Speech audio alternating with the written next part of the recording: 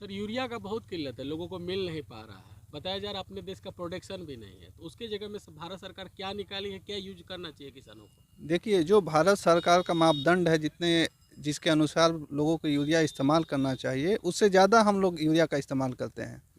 हम लोग अपनी मिट्टी का, हम लोग इधर आए हुए हैं भरगमा के सिमरबनी इलाके में।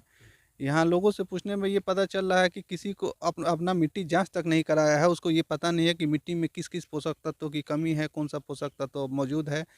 ये बस एक ऐसे ही एक धारणा बना लिया है कि इतना हमको यूरिया डालना है, इतना डीएपी डालना है, उसी तरह से ये खेती कर रहा है, जिसकी वजह जानकारी से का अभाव। ज़्यादा से ज़्यादा यूरिया का इस्तेमाल कर रहा है प्रोडक्शन लेने के लिए, जो कि बहुत ही खतरनाक है हमारे ज़मीन के लिए, पर्यावरण के लिए और देश के लिए भी। क्योंकि एक बोरी डीएपी पे, एक बोरी यूरिया पे लगभग भारत सरकार का 2,000 रुपये सब्सिडी के रूप में जाता है, जो हमारे देश में यूरिया बनता है। जो सरकार विदेश से मंगाती है, उसका कीमत, उस यूरिया का कीमत 3800 से 4,000 रुपये जो तक दो का सौ है, छियासठ में देती है। जो 266 रुपये 50 पैसे में किसानों को उपलब्ध कराया जाता है। कहीं ना कहीं भारत सरकार को इसमें भारी मात्रा में नुकसान है। ये देखिए, भारत सरकार का कोई अपना पॉकेट नहीं होता है। भारत सरकार को पैसे की ज़रूरत होगा, हम लोग के पॉकेट से लेगा किसी ना किसी माध्यम से।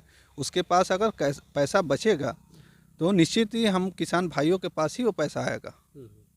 तो उसके लिए क्या करना चाहिए, क्या वैकल्पिक व्यवस्था है? वैकल्पिक व्यवस्था ये है कि सबसे पहले हमें मिट्टी जांच, कोई भी फसल लेने से पहले हमें मिट्टी जांच करा लेनी चाहिए।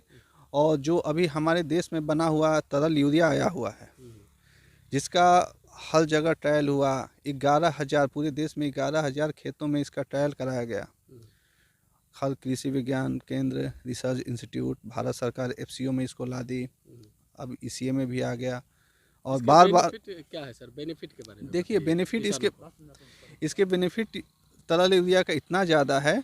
सबसे पहला तो यह है कि पर्यावरण के लिए नुकसानदायक नहीं है, और जो हमारा अन्न होगा वो उच्च क्वालिटी का होगा। हम लोग कोई भी चीज़ उगाते हैं अपने खाने के लिए, अगर हम जहर ही उगाएंगे तो जहर ही खाएंगे, जिससे हमारे स्वास्थ्य के साथ पर्यावरण को भी नुकसान हो रहा है।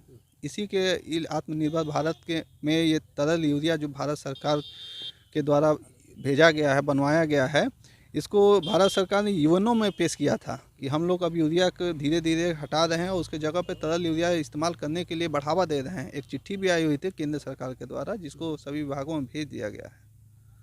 तो इसके बारे में और भी कोई प्रोडक्ट है जो यूज करना चाहिए? बोड़े का खाद जितना भी है, जैसे यूरिया है, पोटास लोग यूज कर रहा है, तो उसके जगह पे अब क्या कुछ नया, इसको क्या क्या मतलब मान्यता है इसमें?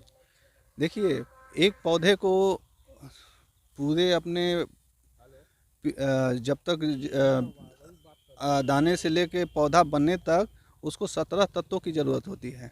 हम लोग ये जानते हैं कि बस नाइट्रोजन, फास्फोरस, पोटास से हमारा काम हो जाएगा, ऐसा नहीं है। हर तत्व की ज़रूरत अलग अलग समय में पड़ती है, और वही तत्व हमारे शरीर के लिए भी ज़रूरत है। तो यही कहा जा रहा है कि हम लोग कम से कम जब खेत तैयार करें तो मिट्टी में जो भी, पहले तो मिट्टी जांच करवा ले, उसके बाद मिट्टी में ही वो खाद डाल दे।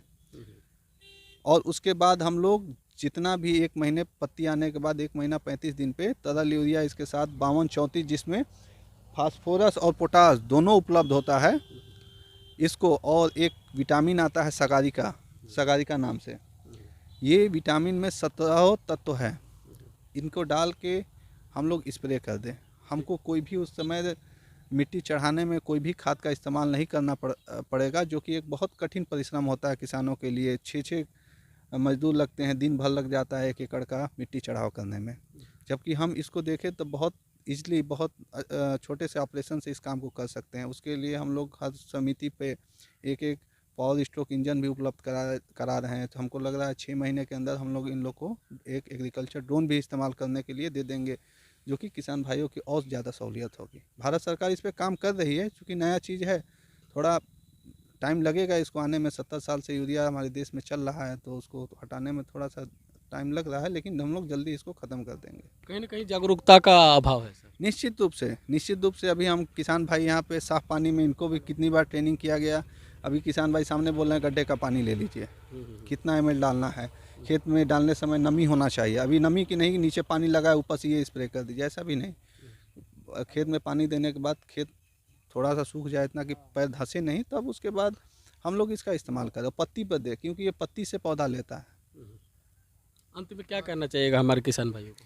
अंत में किसान भाई से यही कहना चाहते हैं कि किसान हमारे जो भाई हैं वो खुद में एक वैज्ञानिक हैं, और कम से कम जिसके पास ज़्यादा ज़मीन है थोड़ा सा ही एक प्लॉट निकाल के उनको पहले ट्रायल करना चाहिए, उस चीज़ को सीखना चाहिए। नहीं तो हम लोग का नंबर उपलब्ध है, हम लोगों से बात करके एक छोटे से खेत में इसका ट्रायल करके और अपने इलाके के सारे किसान भाइयों को इसकी जागरूकता देनी चाहिए, क्योंकि निश्चित रूप से अगर हमारे देश का पैसा बचेगा तो हमारे ही पास आएगा, भारत सरकार अपने पास नहीं रखेगी।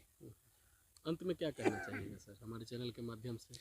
और अंत में आपके चैनल के माध्यम से मैं बहुत बहुत आपको धन्यवाद देना चाहता हूं कि आप इतने कम समय में आके और हम किसान भाइयों के बीच इस आपके चैनल के माध्यम से कितने किसान भाई इस चीज़ को सुनेंगे और इसका इस्तेमाल करने के लिए प्रेरित। हम आपके चैनल के माध्यम से और हमारे जो क्षेत्रीय पदाधिकारी फराज सर जी हैं, उनके माध्यमों से हम लोग के लिए एक जीवन बूटी तरह साबित हो रहा है।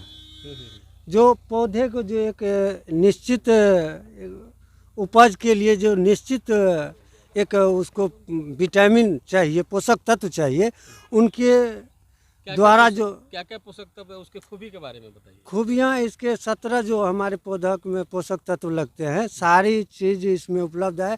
जो हमारे किसान भाई प्रोडक्ट है इसके बारे में? हमारे किसान भाई जो यूरिया यूज करते हैं उसके लिए जो ये इफ्को यूरिया है जो लिक्विड में है, नैनो यूरिया कितना ml का है? ये 500 ml का है। 500 ml यूरिया जो है कितना मतलब 1 एकड़ खेत में ये उपयुक्त 500 है। ml 1 एकड़ में 500 ml जो है 1 एकड़ के लिए उपयुक्त है। जो लेकिन यूज करते उसके जगह ये यूज करते हाँ, लेकिन हमारे किसान भाइयों के अंदर में एक गलतफहमी बैठा हुआ है कि जो यूरिया डालना है। एक बार हो सकता है अगले बार आए थे हम कुछ कमी लेकर के आए थे, अब की बार पूर्णतः हम पूर्ण रूप से आए हैं कि जो किसान को जो उसके पौधे में जो जितने भी पोषक तत्व चाहिए उनमें भरपूर मात्रा ये 500 ml का जो है बोतल है, ये नैनो का 1 एकड़ खेत में पर्याप्त है। उनके साथ जो अनेक बीमारी होती है उनको दूर करने के लिए उस पोषक यानी विटामिन पाने के लिए ये हमारे सर जो है सागारिका, ये जो विटामिन है इसमें 17 पोषक तत्व पाए जाते हैं जो पौधा के लिए उपयुक्त है। उसके साथ साथ हम ये देख रहे हैं इसको मिला करके मतलब 1 एकड़ में 8 ढोल बनाया जाता है। पूर्णतः गाछ के पत्तियों को भिंगा देना चाहिए था, और इनसे हमको काफ़ी किसान को हम यूज किए हैं, इसलिए हम डट के आप लोग के सामने आ रहे हैं। ये आपका क्या सलाह किसान भाइयों को? हमारा सलाह यही होगा कि ये सभी किसान भाई अपनाएं और अपना आर्थिक स्थिति को भी मजबूत करें और खेत को खुशहाल करें, और वातावरण में जो हम लोग का वातावरण है उसको भी शुद्धिकरण करें, और ये वनस्पति और जीवन यापन के लिए उपयुक्त है, क्योंकि इसमें सबसे बड़ी खासियत ये है साइड इफेक्ट नहीं है। हाँ,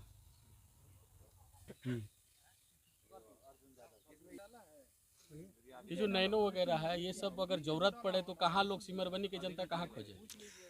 ये ज़रूरत तो जहाँ जहाँ सरकारी दुकान है, लाइसेंसी दुकान है, उन सब जगह उपलब्ध है। लेकिन फ़िलहाल सिमरबनी में देख रहे हैं हमारे 3 फर्टिलाइज़र यहाँ दुकानें हैं लाइसेंसी, लेकिन हम लोग हमारे बगल में ही है ललित बाबू, जस्ट बगल में है वो ललित बाबू, उन्हीं के द्वारा हमें जानकारी मिली थी, उन्होंने ही हमें प्रेरित कर करके इस चीज़ को करने के लिए कहा और हम किए और उससे अच्छा बेनिफिट मिला।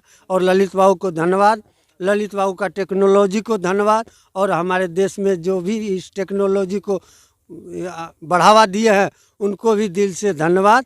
आपके चैनल के माध्यम से ये हम लोग के लिए बहुत मतलब सार्थक है, और ललित बाबू जो सेवा दे रहे हैं बहुत अच्छी, मतलब कम ही रेट में जो सरकार द्वारा निर्धारित है उसमें यहाँ उपलब्ध है एनी टाइम।